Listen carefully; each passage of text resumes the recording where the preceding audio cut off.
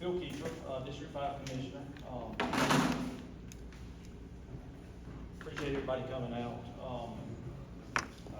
know it's a small crowd, so we can kind of keep this intimate. I really will probably, as we go through the slides, and kind of inject, and rather than try to say too much on the front end, I think the slides will tell us a lot. One thing you'll see in the slides is data, and that's the data we use. So I just ask that everybody kind of have an open mind, looking at the data, and considering that's the data that we plan the county with. With that, I'm going to go ahead and turn it over to Tim Callahan, County Manager. We'll start. There are a few moments I'm going to want to jump in. Keep that. Okay, so I see a bunch of people have been here before. Who's been to one of these town halls in the last 4 months? I know that everybody there. Okay, good. So I've got 6 people who haven't seen this before. So,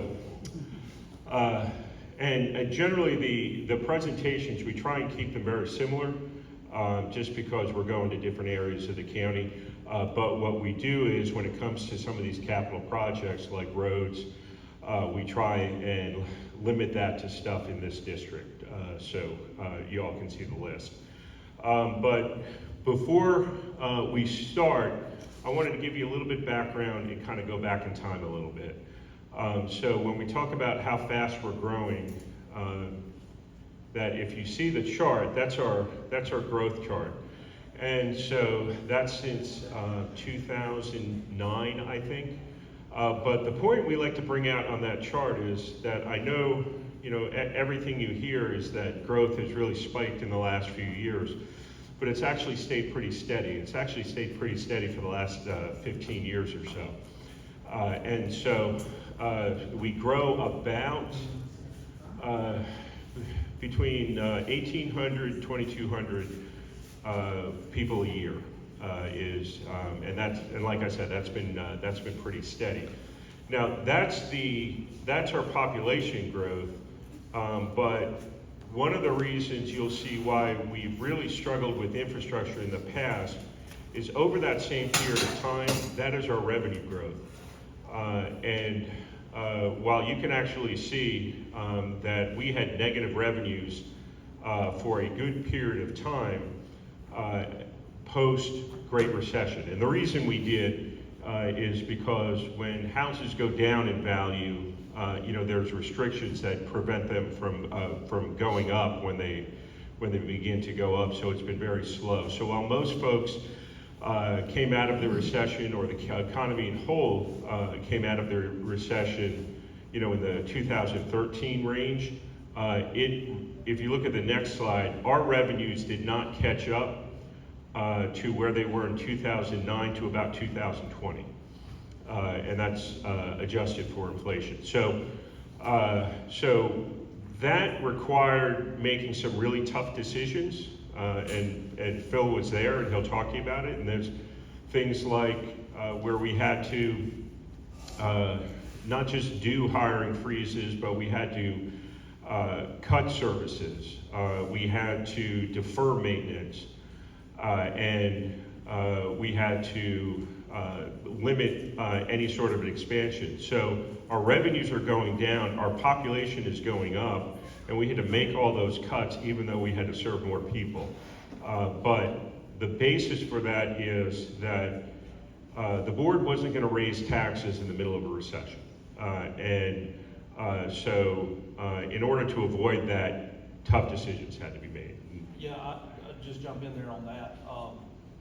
I know personally, I went through this, and I was with the county when we went through this. Very difficult times. You make tough decisions, and again, like Tim said, the most logical was deferring road maintenance. As bad as that was, we couldn't cut the sheriff, we couldn't cut EMS. There are things we could not cut and would not cut. So yeah, it was difficult times. And like that, I think there's a couple more slides ahead. You'll see is where the county's kind of starting to catch up, where it can catch up on a lot of those things. I know, I mean, most people, for me personally, you know, looking at retirement, there you go. I'm not where I wanted to be, where I thought I would be in '08 when the recession hit. And I think we're all like that. The county certainly is, so, would you be back up? Yeah, so this is when you take the population number that chart that I showed you first, and then the revenue numbers. Now you can see even at where we are today, at the very end of the slide, they're not equaling, but that's because this is just property tax. And the way we fill that gap, and the reason we're able to catch up now on a lot of these things, is that gap was filled with the T-SPLOST referendum and those funds. And those are making significant strides in not just catching up with our roads, which I think in about a couple of years we will have our deferred road maintenance and repavings done. So now we can just really concentrate on expanding our road infrastructure for growth. But even with all that, you know, the board does like to keep us competitive when it comes to tax rates. And let me preface this by saying that when you look at your entire tax bill, there is a small section that is controlled by the board, and that is what's called the county M&O, right? And that's the county-wide tax. We don't control the school board, we don't control the IDA taxes, we don't control the hospital taxes, but for the part that the board controls, when you compare us with all the other counties, we still have the lowest rates there. We're the ones at the far left. We're at a little bit less than 6 mils. Bryan County is right at our heels at about 6.4, somewhere around there. And Liberty County, I mean, that's kind of where it maxes out. They're at almost 18 mils. So they try and keep the costs low, and now we're getting the services, the service levels and infrastructure up. Now with that, next slide. So talking about growth, this is the slide of the subdivisions that have been approved, let's say over the last 4 years. It's really in a list of what we call entitled homes. And I know when you look at that, you say to yourself, geez, 3,600, that's a lot of homes. But that number's actually down from, it's at a lower level than it has been for the last, at least the last 2 years, maybe 3. And comparison to where our neighbors are, we're not even close. I would say our next closest one, which is probably somewhere around the 10,000 entitled homes range, is Bullock County, and Chatham and Bryan are probably easily double that, because they've got some very large mega developments out there that might have about 12 or 13,000 homes approved in just one development. Effingham County doesn't have that, and so we think that at this 3,600, 3,500 range, we can kind of keep that cadence of growth that we're talking about 2,000 residents a year, keep that steady, because you don't want it to spike because it just simply, it becomes more unbearable. But if you back up that slide again, I'll say this district, because its proximity to Chatham County and Savannah, this district and District 2 generally see the most growth in it. So this district, out of that number, has about 941 units. And so those are the ones in purple. We will make I know the screen's a little bit small here, but we will make this available online at the county website if you want to see where this is. There. I want to jump in also. If you see the annual permits, well, that's 2023, 654. That's the actual permits. The 3,641, that gives us 5 years of planning and knowing where those homes will be for the next 5 years. So as large as that number may seem, it's 5 years worth of growth, so we can plan accordingly with transportation, water and sewer infrastructure, and the like. So, and I think 5 years is a good Yeah, I think that's a healthy, that prevents really from kind of huge spikes in population at any given time. But you go to the next one. And like I said, that's how we kind of keep this steady growth pace. The one after that? And so we've been seeing, with the growth that we're seeing, we're kind of seeing a little bit of a disproportionate growth in our service requests. And so I'll start off with 911 call volume, because that's the one that's just kind of been off the charts for the last couple of years. And so since 2021, we've seen about a 65% increase in call volume. That's not calls, but that's actually calls that are accepted. Sometimes those calls don't result in an actual dispatch, or sometimes it's someone calling in the same thing over and over again. But that's our total call volume, and it's way up. We have to answer every single one of them. And on our EMS calls for service, that's a little bit misleading number, a 3.32 increase, because 2 years ago we were in the middle of one of our Delta spikes. One of our COVID variant spikes. I think Omicron and Delta hit the same year, and so we saw a massive increase in call volumes this year. But even without those COVID variant spikes, we're still slightly up than where we were 2 years ago. So that is saying something. And fire calls, you're also seeing an increase there of about 19.4%. So we are responding to this in this year's budget. We will actually be doing an extra person per shift on 911. And we will be adding another 12-hour ambulance and numerous folks to our fireman personnel as well. I'll say in addition to this, we've got we do have a litter sanitation coordinator position that also responds to service calls. We've actually put him also in charge of the issues with regards to litter pickup, with the inmate litter pickup that we do. They actually, I think it was, is it something like 800 tons a month or something like that? Yeah, of trash is picked up on the side of the road by those inmate crews. So we're gonna have a number here, and those numbers are on that piece of paper. That they can actually, when you see trash on the side of the road, let us know, because we can usually schedule them out there within that same week to get that on the route. Recreation activities are another ones that have just been exploding, which is a great sign. And our spring baseball and softball this year is up. It's over, since 2021, it's up 37%. So we're at almost 1,200 participants, which is insane. And then some newer sports, which was lacrosse and track, those are starting to see a lot of traction. And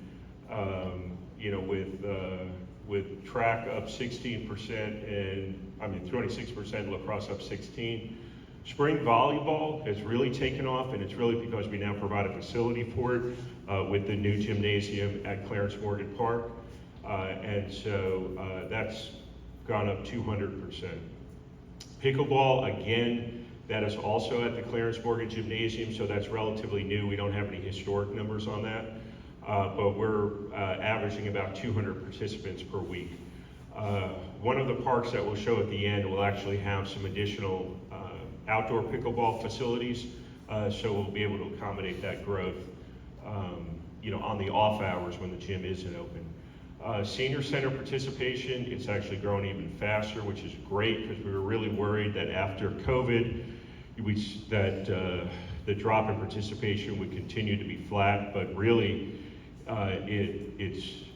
it's more than recovered. It's recovered faster than other areas, and so we cannot go back 2 years because we were closed 2 years ago. But the senior center just since 2022, 1 year period, is up 42% in participants. And bingo, at the senior center is up 75%. I don't know what that's an indicator of, but I just thought that was interesting. One of the things we do get asked is, what about activities other than sports? And I can say that we've got a couple facilities coming up that are being built in partnership with the school district and the state right at the Career Academy. There will be a performing arts center, and there's also in the planning of the works a convention and event center for that campus as well. But the Performing Arts Center is already under construction. In our process of trying to, as we grow, improve the level of service, we're moving a lot of services that we do online because that's what you all would prefer. Nobody likes coming up to the office to have to do things by hand. Our Development Services Department has finally moved online. So everything from building permits, scheduling inspections, doing a business license fee, submitting building plans, you name it, you can now do it online. And this is actually on the agenda for next week, the county is going to be implementing what's called a 311 system. And so in kind of just like a 911 system, yes, during your business hours, you can call 311. And if someone's there for your non-emergency requests, you can submit them. There is garbage on the side of the road. There is a pothole. There is, a dead animal, code violation. You name it. For those non-emergency calls, you can just call 311. But even better than that, and even better than calling 311. You can either go online to the website, and there'll be a portal in there where you can submit all of your information on there, or you can do it via the app on your phone.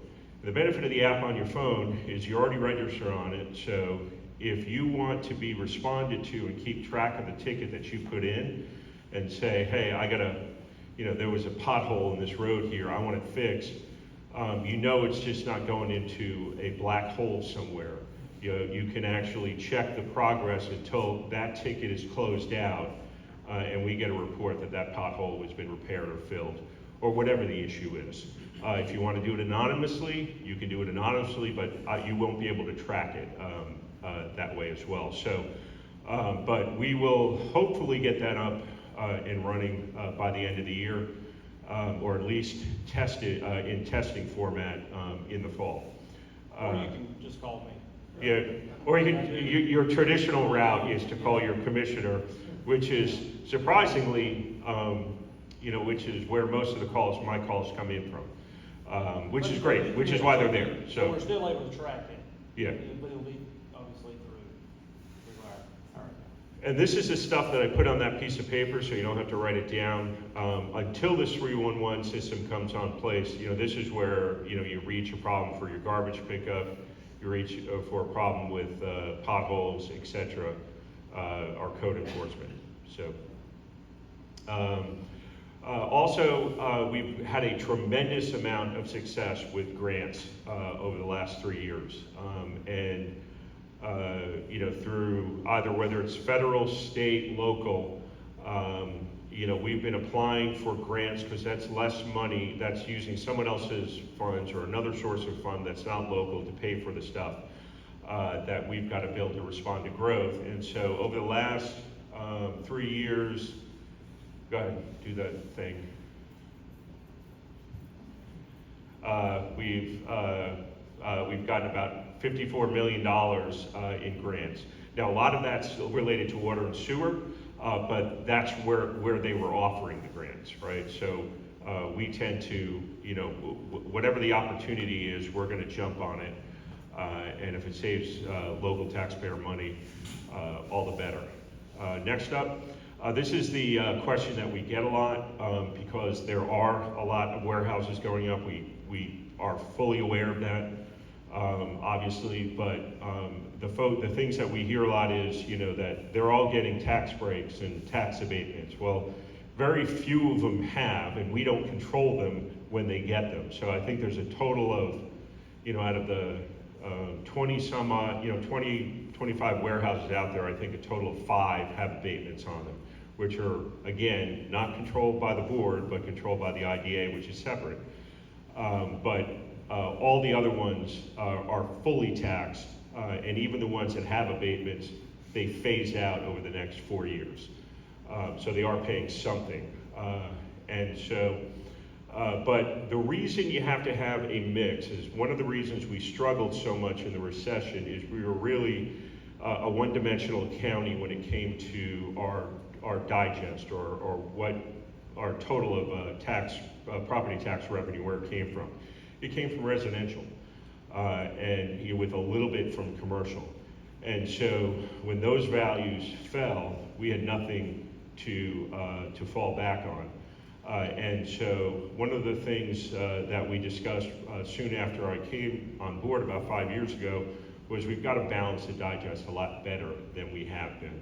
And so getting a mix of more commercial and more industrial in there to give us more of a cushion to cover the cost of these services. And this first slide is, it explains why you really can't survive on rooftops alone, on households alone.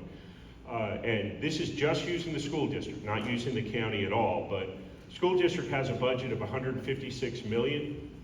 About a third of that is covered by property tax. The rest is covered by the state or federal grants. We've got 22,000 houses, and the school mill now charges 15 mils roughly. So if they wanted to make up that 51 million just on rooftops, just on those 22,000 houses, the average price of the house would have to be $385,000, right, in order to generate $2,300. That's the taxable value that it would have to be.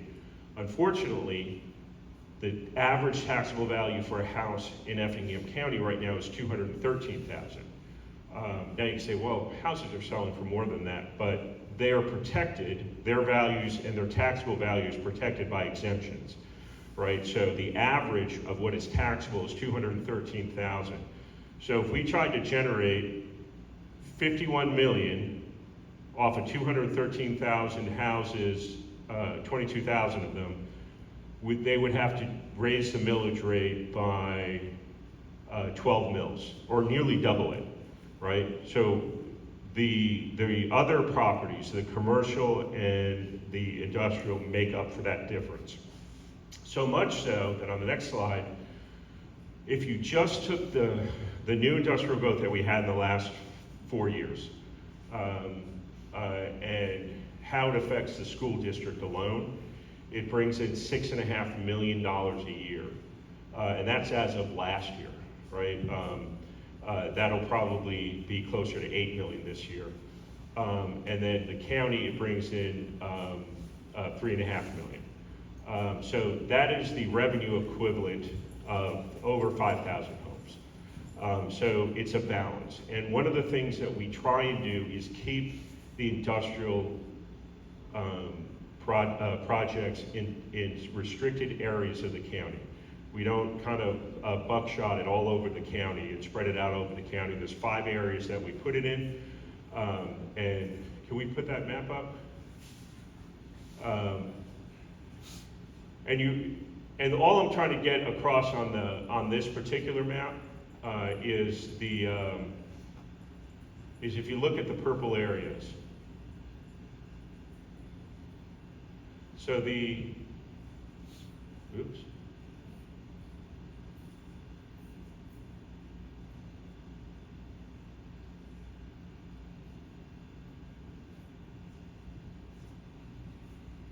Okay, so here we are. If you go to the lower section, or Control L, or just go to the lower section. Okay, so the lower section of the county, you see those 4 areas and that tiny area of purple? Those are our industrial regions, and we try and restrict industrial just to those areas. Most of those areas were not determined. The old Augusta area was determined by the county. But the I-16 area, the area what we call, which is closer to here, where Georgia Power and Georgia Pacific are, which we call our legacy area, and kind of in the middle, the research forest areas. Those were created via the IDA because of certain advantages those properties have. In the center one, it's because they have dual rail access. The one on the lower side, it's because it's got access to I-16, and where Georgia Power and Georgia Pacific are, it's because it uses the water resources of the Savannah River as an intake. And then, of course, the ones by Old Augusta, those are the close proximity to the port. But those are kind of where we're limiting industrial. And so, and the board's been has been strict about going outside there. I can't think of anyone that goes outside any one of those regions.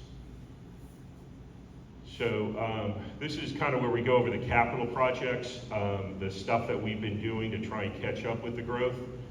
I think we start off with buildings, right? No, let me start off with master plans. And so this is one of the things we hear a lot. You know, the county's got no plan. Well, the county has spent the last 5 years implementing, creating and now implementing plans. All of these were created over the last 5 years. The first one we did was a transportation master plan. That was an update. That plan was 10 years old, and so we've updated it now.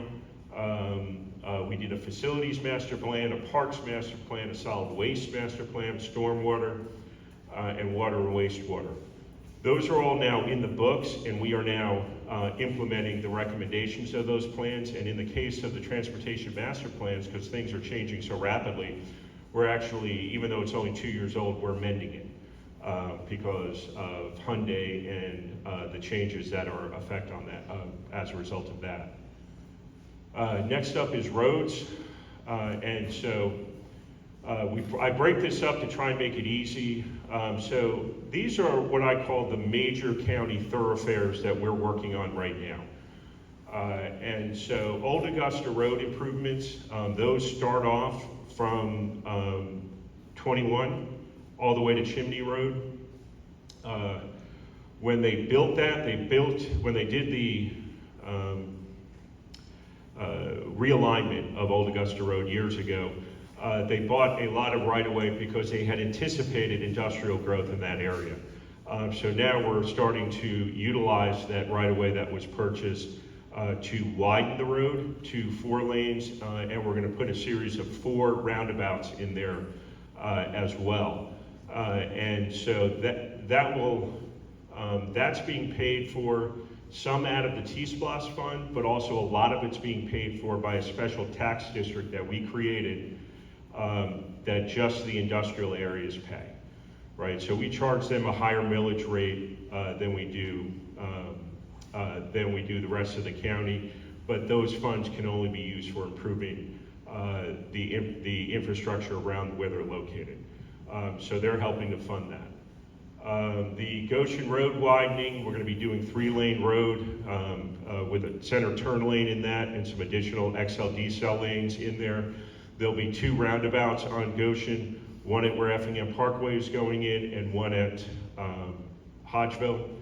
Effingham Parkway you all know about. A year from September is when it's supposed to be complete, and that is a new limited access road that will go from 30, which it then continues all the way down to Jimmy DeLoach, from 30 all the way to Blue Jay.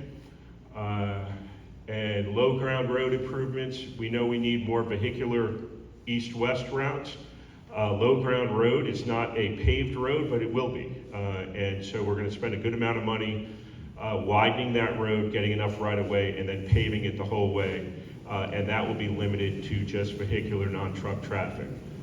Blue Jay road improvements, similar to what we're doing on Goshen, we're doing a corridor study all the way from 21 all the way to Sand Hill. That is our largest east-west road. It goes all the way across the county.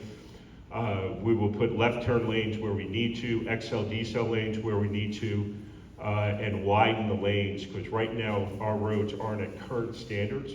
So we may have 10-foot lanes when we need 12-foot lanes.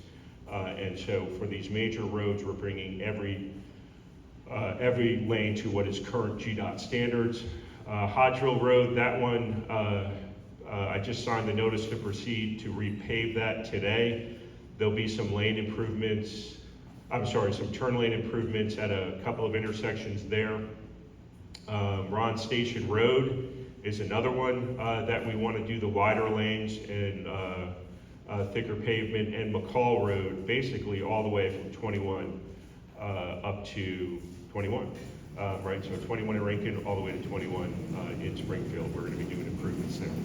Next up, roundabouts, and I don't know if the article came out in the newspaper today, but I saw it online, where they talk about the amount of roundabouts that are going in the county. Roundabouts function better than stop signs and traffic signals up to a certain traffic volume. Which is why you don't see roundabouts on 21, the volume's too high. But for the single and dual lane roads, they're the best traffic control device you can put in. As I mentioned, we're putting 4 on Old Augusta Road alone. And these are just some of them. We've actually got more of these planned, but Hodgeville is getting 3 of them at Blue Jay, Goshen, and Colliquilmie. Blue Jay is getting one at Midland. SR30 is getting one at Midland and Colliquilmie. And I put SR17, 30 and 17 there. That one we just got approved with T-Splosh, and then 17 in Midland as well. So we're trying to get any of these major intersections that, you know, your traffic A backs up in, and B, you put yourself at risk when you pull out. Those are the ones we're looking to improve. But we're not the only ones doing it. GDOT is also building 3 roundabouts in the county, at 17 in Marlow, at 17 at Javis Jones, US 80 in Sandhill, and 30 in Hodgeville. So 30 in Hodgeville obviously is not in Effingham County. That is in Chatham County, but it affects us probably more so than any one of these roundabouts that I just mentioned when it comes to commuting traffic. You can't really see the dots on there, but if you kind of see the little black points, that just shows the network of roundabouts that are being built to keep traffic flowing. And if we anticipate that road that it's building on, that we're putting it on, may be widened, like Effingham Parkway, we will make that roundabout so that it can be converted to into a 2-lane roundabout rather than a single-lane roundabout. And we're working on those now. This is probably one of the most dangerous intersections, and I know it's a little distance from here in the county. Actually, it is the most dangerous intersection. It's 21 in McCall in Springfield. And so this kind of just shows how complicated this is, that the county has got multiple problems here. One of them, the intersection with Courthouse, is too close to 21, right? So the county was already working on bringing that about a quarter of a mile away from the intersection and doing a roundabout there so that traffic would not back up on Courthouse as it kind of blends in to McCall. So that we're designing right now. We're getting the right-of-way on it. And then while we're in the process of this, we had asked GDOT to put a traffic light signal on 21 in McCall. And even though it took years, they agreed, they issued the warrant to do that, and the county has agreed to do some of the work involved there. We have to put a couple of left turn lanes in there. So there'll be a traffic signal at 21 in McCall. There'll be a roundabout about a quarter of a mile that will intersect with Courthouse, and that entire intersection would be unrecognizable from what you have to deal with right now during rush hour at night, usually right about now. And then, so I mentioned we were going to do mention what the local roads are. And we're going to try and get these repavings done as quickly as we can, so within the next year. And so in District 5, we've got really the entire Hickory Knob neighborhood, Barney Road, Chimney Road, Nellie Road, Woodland Drive, Long Bridge, Drive, again, I mentioned Old Augusta Road, and then an east-west corridor, which I'll go over in a second, and then I mentioned all the roundabouts at Old Augusta, but we're doing some intersection improvements at 21 and Goshen and 21 in Commerce. That 21 in Commerce, if you've ever experienced going north and you see those big trucks come out and they block the 21 lane, we're gonna try and make that a right turn only, so it'll force them to go right and then do a turnaround either at Goshen or at an R-cut that we're building. But this is the east-west corridor, and this is something we are working on with the city of Rincon. And some of this obviously already exists, and so if you look at the lower section there, just so, because I know the map is a little hard to read, that is where McCall currently intersects 21. And so that obviously already exists. Where it changes is when it hits Blue Jay. And right now, that intersection comes in way too tight to the rail crossing there. And so school buses can't make a left-hand turn. Larger vehicles can't make a left-hand turn. It just becomes a little bit of a dangerous there. So our goal is to move that a little bit towards Rincon, intersect it with a roundabout so you don't have to deal with the issue of the traffic backing up on McCall to get onto Blandford. And then the east-west corridor part is what happens afterwards, right? Rather than it teeing at Blandford, you're going to be able to go straight through and you'll have another east-west route to get to 21. That accomplishes a couple of things. One, if you're on 21 and you want to get over to Effingham Parkway, that's an easier route to do it than to travel further down south to 9th Street. And two, it's no surprise to anyone that there are warehouses there. That's in the city of Rincon, but you know, Rincon did not want those trucks to go out onto 21. They wanted to give them an option to get to an alternative route to get to Effingham Parkway. So they will have a route that will get them down there right to Effingham Parkway and keep as many of those trucks off of 21 as possible. And then this is another thing that we do. You know, a lot of folks say, well, how do you choose the roads that you're doing? You know, though, anytime a road that gets done is not your road, folks get suspicious that it's, you know, that there's political considerations at play there. The county wanted to take that out of the equation, and about 2 years ago we hired a firm to do a road condition report where they basically went there with a 3D camera and scanned every single one of our roads, gave us a condition on the road based on its base material. So the way they rate a dirt road versus a ash road versus a paved road are all kind of different, but they rated them all for us so that when the choice of the T-SPLOST list came up, I could then take those list of roads in the district that are in the poorest condition, give it out to the commissioner and say, hey, what are you hearing the most complaints about on these roads? And then we'll look at the pothole report that we get from Public Works on that, and that will help make that determination. How that actually, they were the same. What's that? The complaints lined up with Yeah. the same. That was, so we knew this was accurate because the number of complaints and the rating of the road generally correlated. And so we hope to do this in the end of next year after we get this new T-SPLOST repaving done so we can really see the improvements. Oh, this is interesting. This is really specific for this district.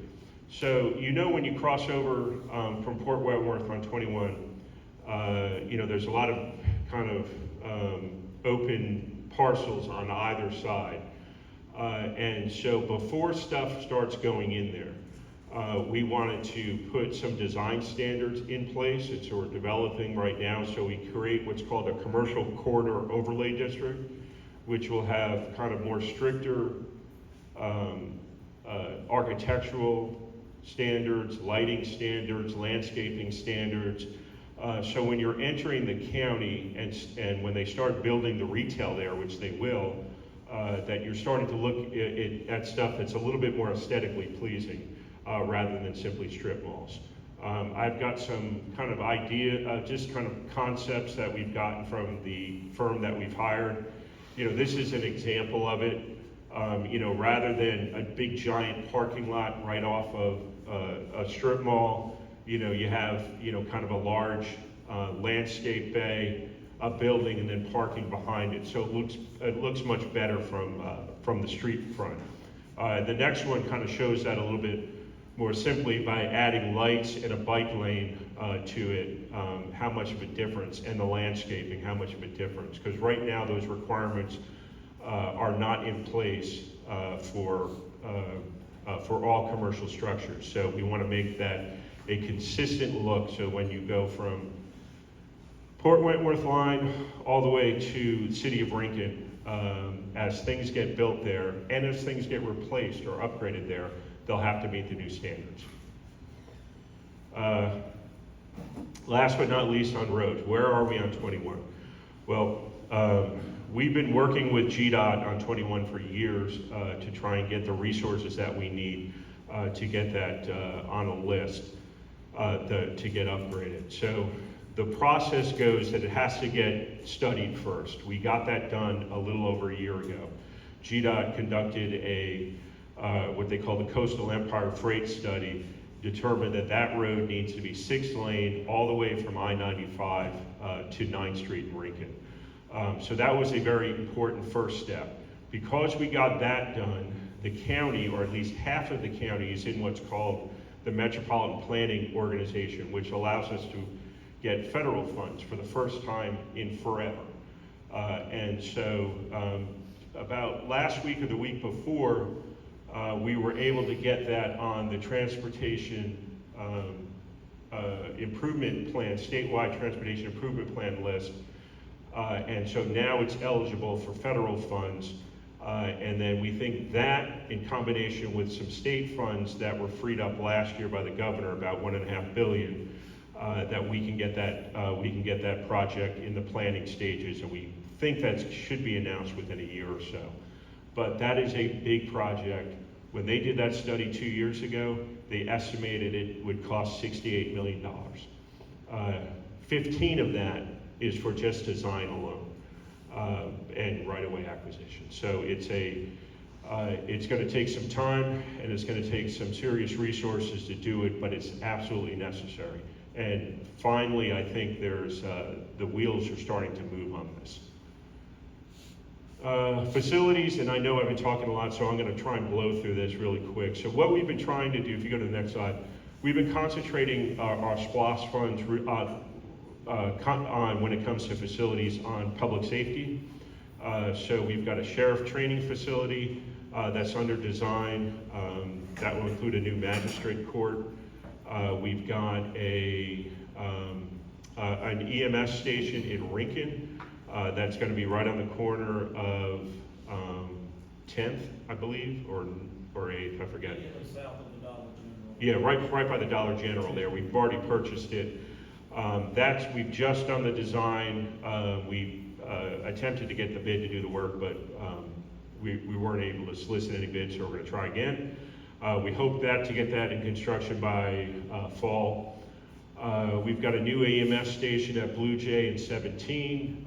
That's along with the fire station. We've got a renovation right down the road here of the fire station that we took over from Rincon when the county reestablished kind of its territory as controlling the unincorporated county for fire service. We've got an EMS headquarters and training facility being built. We've got a new emergency operations center that's going to be a wing of the new gymnasium at Clarence Morgan. And we've got a new elections office and a wastewater treatment plant under design.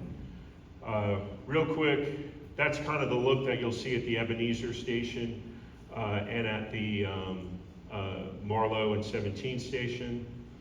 You can't really see this, but if you see the middle is where the gymnasium is now. We're adding the 2 wings on both sides.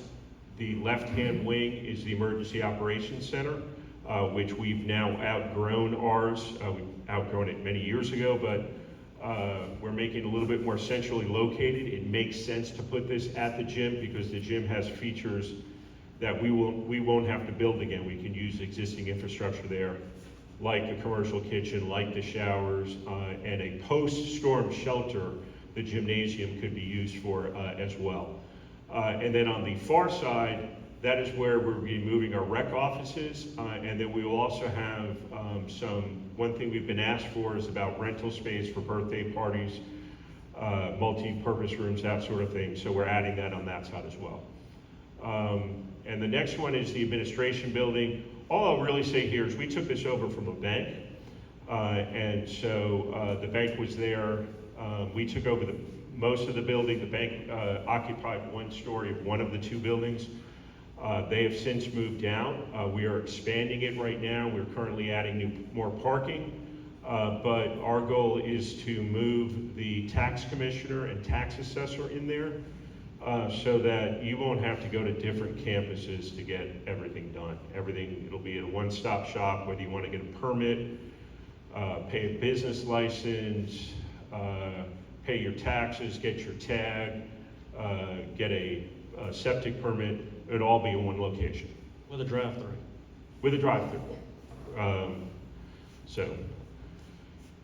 This is interesting. So one of the things we knew we needed a new elections building because if any of you have done early voting, particularly in the days just going up to election, you know that our parking lot is inadequate and there's no overflow parking anywhere. So you have to park on 119, climb up the steps, wait outside in the weather. It's just not conducive to a good customer experience. We looked at building a new building at another location. The prices are outrageous. At some point in the past, we acquired the former Central High School, or the Early Learning Center in Springfield. I had our engineers review the building. It's built like a tank. The structure's there, it just needs to be renovated. So we will actually have a new, not just elections office, but early voting center with extensive parking. But the interesting thing about this, if you've ever been there, you'll know that as you enter, all the classrooms are entered from the outside, and there's a canopy above the entire door. So if you're queuing up for voting, you'll be protected from the weather spidering all throughout that facility. So that's the election headquarters. Early voting facilities and maintenance will also be located there. We'll also be moving our central records and storage. While we may not be able to do this in phase 1, we are looking for some from grant funds as well. But we want to use the cafeteria area as again, an event center. We don't have a large one. All we have is kind of small ones at schools. And we've talked with the Alumni Association from the school because its history is that it was built as a segregated high school for Effingham County. And so, we've got a lot of proud graduates, including the former principal there, Dr. Goldwire, who wants to preserve that history there and be able to, as that lesson comes up in classrooms about Plessy versus Ferguson, Brown v. Board of Education, you have a place that you can go to in your county that you can teach that lesson that's historically significant. So we're working on kind of an event center and also kind of a prototype classroom from the 1960s so that field trips can go there for that purpose. Some minor stuff before we get into the parks, which is the fun part. We are kind of trying to centralize our Health and Human Services on one campus where the old Effingham Academy was by the library in Springfield. We are expanding parking at the courthouse. If you've ever had to do jury duty, you know that how important more parking there is. We're fully renovating and expanding the animal shelter. We're excited about that. We've seen some early plans on it. We think it's going to look fantastic. And then on the south end, we are currently looking for a new location to replace the existing Rincon Library. And we're also looking for a new location for a library on the south end towards where the high school is as well. I just had a meeting today with the Regional Library Board. We put some money in the library fund balance to go towards the initial planning on that. And the goal is to essentially just design one building and put it in two different places. But really step it up from what we have right now. And really libraries have changed over the decades. So the library that you built 10 years ago is not as functional as a library you need today. And so it's more about meeting space and digital media than it is so much about volumes of books. So we're working on that. And then I will take us home with parks. And so keep in mind this district, most of it's in the city of Rincon. Rincon provides its own park system. But we have agreements with Rincon and all the cities that everything is shared. So these are the ones that we're working on in the unincorporated area. And rather than go down the list, other than to say at the bottom that we are actively looking for land. Matter of fact, we've negotiated three locations, but we were unsuccessful to get better access to the river and more parks, and not just active parks, passive parks with walking trails and that sort of thing. So we're actively trying to get land where we can. It's just difficult in this environment, but we'll continue to pursue it. But here's the parks that we're working on. This is Pinora. The baseball fields are already there.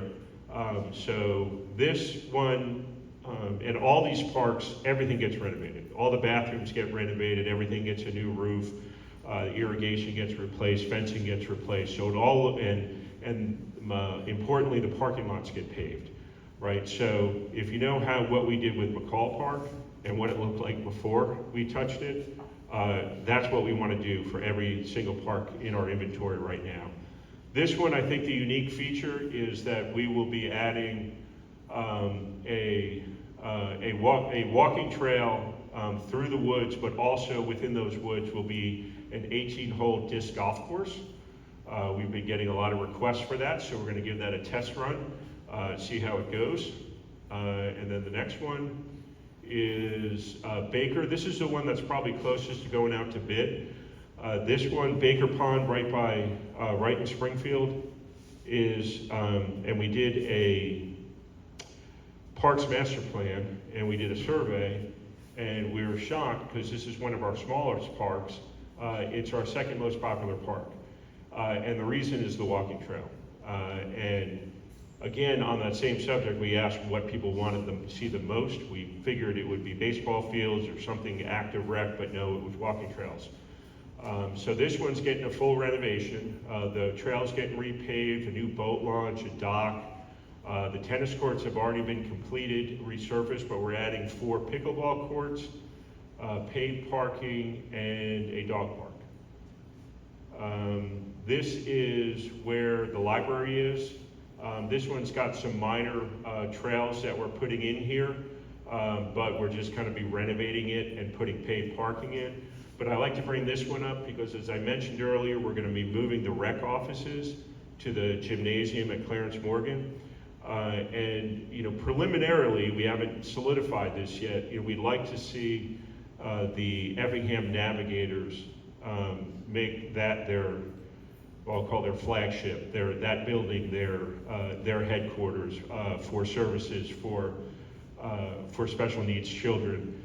And with that, we would then put an all-inclusive playground right close in proximity to the building itself.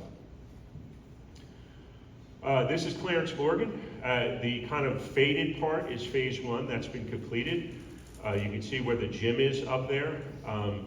All of this will not get completed in phase two. There's at least 3 phases here, but the one thing we know we need is multi-purpose fields. So your lacrosse, football, soccer, and so we will be adding what we hope. We'll be adding at least 6, maybe 7 if we could squeeze it in. 2 of them we hope to be artificial turf ones.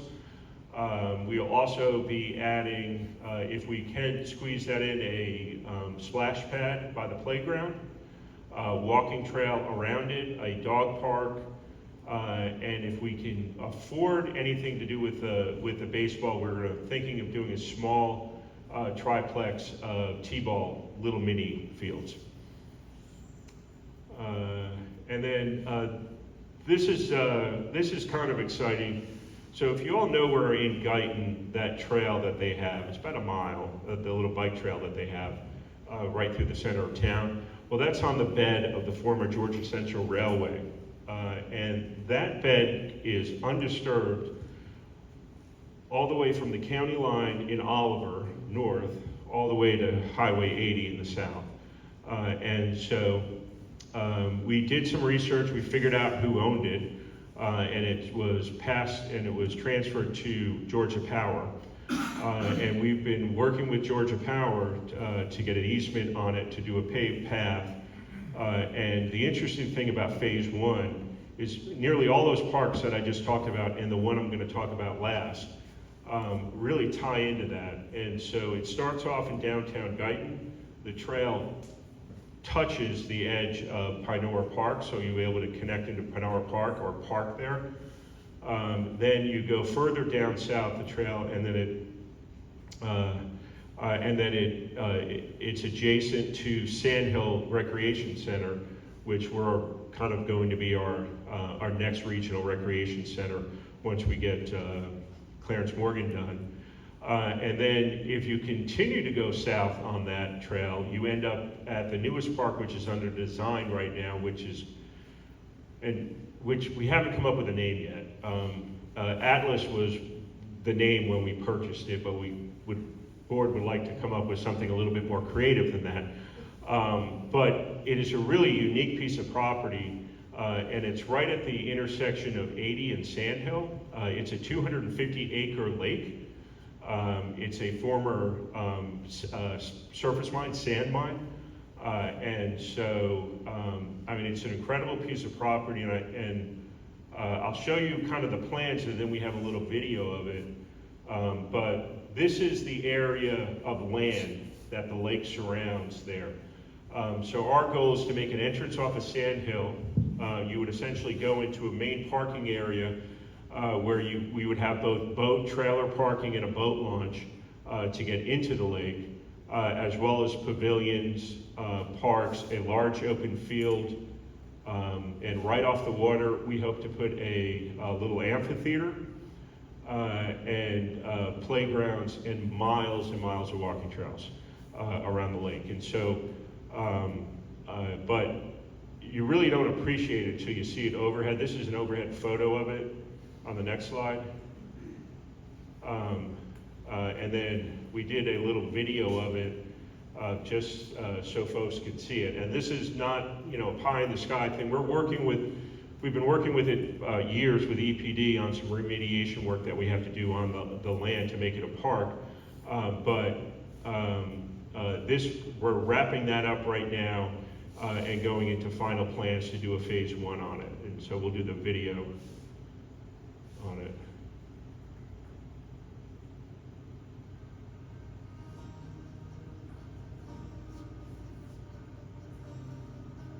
And that area to the north there is kind of impounded, and our goal is to, since it's kind of almost a separate pond within the pond, is to kind of make that the swimming hole area, maybe in a phase two. And that field is where the land where I was mentioning, where kind of put the parking and the boat launch.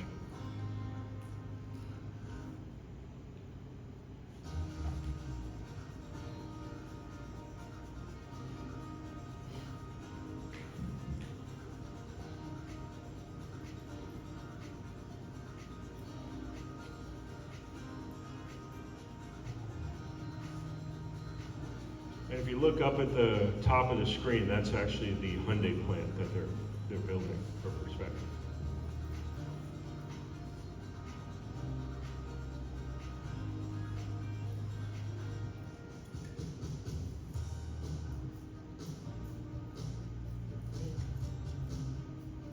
That should wrap it up. And I'll give it to Phil to take it home. But if you have, Yeah, we're just- we didn't get any questions submitted, but we'll take as many questions, even if it's completely unrelated to anything I just talked about, so feel free. And there, All six. did we go over Sand Hill Park? Yeah, I forgot to add the Sand Hill slide here. 'Cause that has a skate park, correct? I think we're gonna try and do a skate park. But I think we have a location that's better than that, just a little bit north, but we have to work on that. And so, but that is in our plans. Because that was one of the things I was asked for on the Parks Master Plan. And the pump track didn't make the cut at Panora? Not in phase one.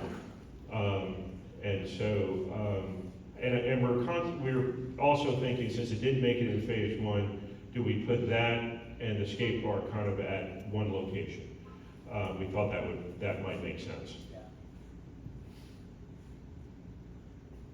But the other neat thing that we're gonna have at Sand Hill, I don't know if any of you have kind of been out there, you'll notice, it's an old Army helicopter field, but kind of when you go in there, the baseball fields are kind of right in front of you to the right.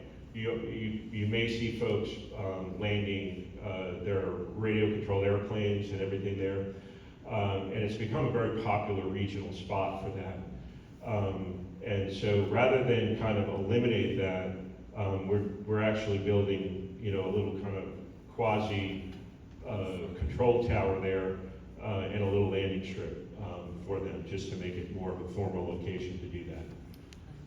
So it's going to be a really unique spot. But unfortunately, that one's going to be after CEM, because we have to time these based on when the sales tax come in. But that's funded in SPOS, and it'll be right after we finish Clarence Morgan Park.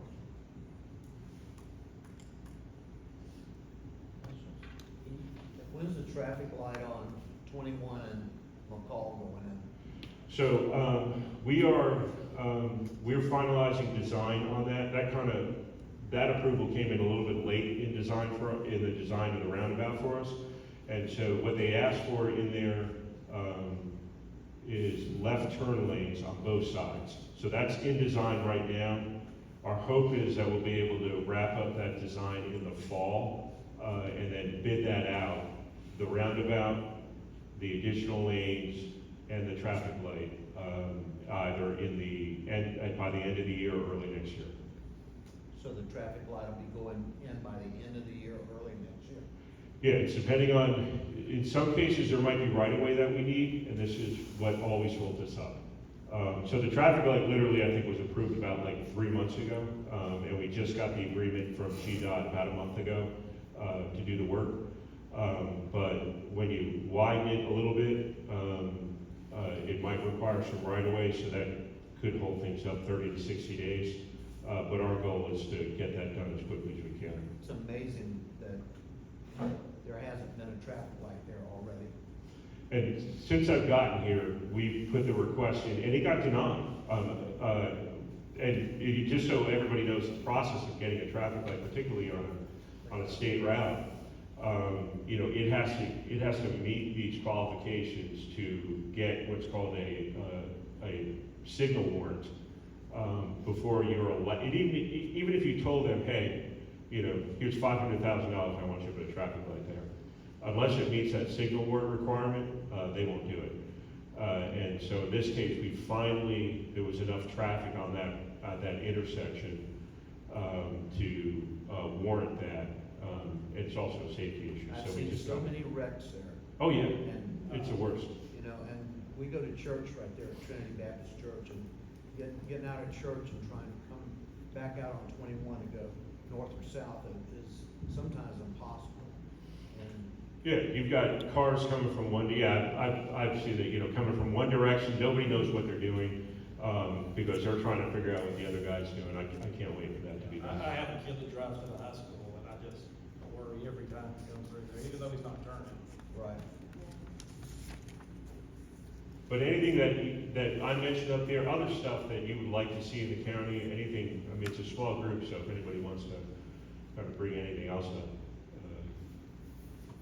if not, we'll wrap it up. We will put this online, and also online, when you go to the homepage, is a big link that's called the T-Spots Explorer, that if you want to see what sections of road are going to be complete and when, that'll bring up a map that'll show you everything.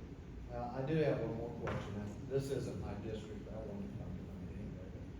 We live on Shawnee Egypt Road, and, which is, going north in the county. Right. And we're always wondering, what kind of building are you planning to allow, north of 119 going that way? Can you bring up that map real quick? And so one of the things that we did is that map was called our future land use map, and we're doing the comprehensive plan right now. And we approved that in advance of the comprehensive plan because we didn't want to wait. And so it's not quite 119 because the city's got some neighborhoods just north of 119, but we kind of cut out anything north of those neighborhoods. And you can go a little bit up, and you see where it starts turning dark green? That's kind of the area that we consider our agricultural character area. So we kind of keep that off limits to water and sewer and major development. We do allow in some areas like Shawnee 21, right, what we call nodes. Egypt's another one, where we'll allow these little pockets of, like a gas station or a Dollar General or something like that for conveniences. But we like to, even though it could be on 21, the board has consistently said, it just because it's on 21 does not mean it's commercial. And so they've been limiting that. So, and that's the intent in the future. But really, water and sewer infrastructure, that's gonna dictate. Yeah. Certainly no plans to do that.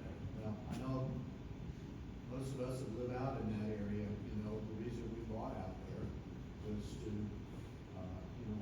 live in rural Georgia, Right. and we want to keep it as much as we can. Although, I know that a county has to, in order to survive, we have to grow, but don't grow out our way. That's right, and that's the plan, right? And we want to protect that northern area of the county as rural and agricultural. All right. Tim, Yes, sir. in regards to Ebenezer Road, Mhm. are you guys involved with the BOE and the state? The traffic here is bad during school Yeah. hours. Well, Especially Ebenezer's pickup. tough because it's, as you know, it's a state route. It's a state road.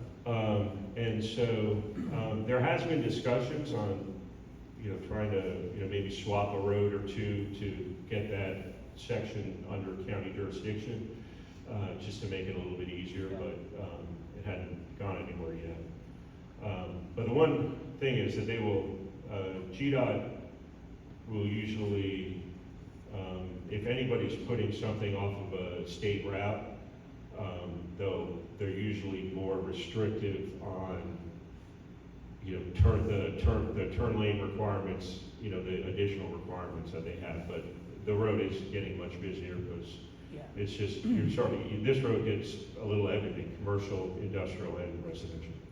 Yeah, because we're looking at, we want crosswalks, maybe even a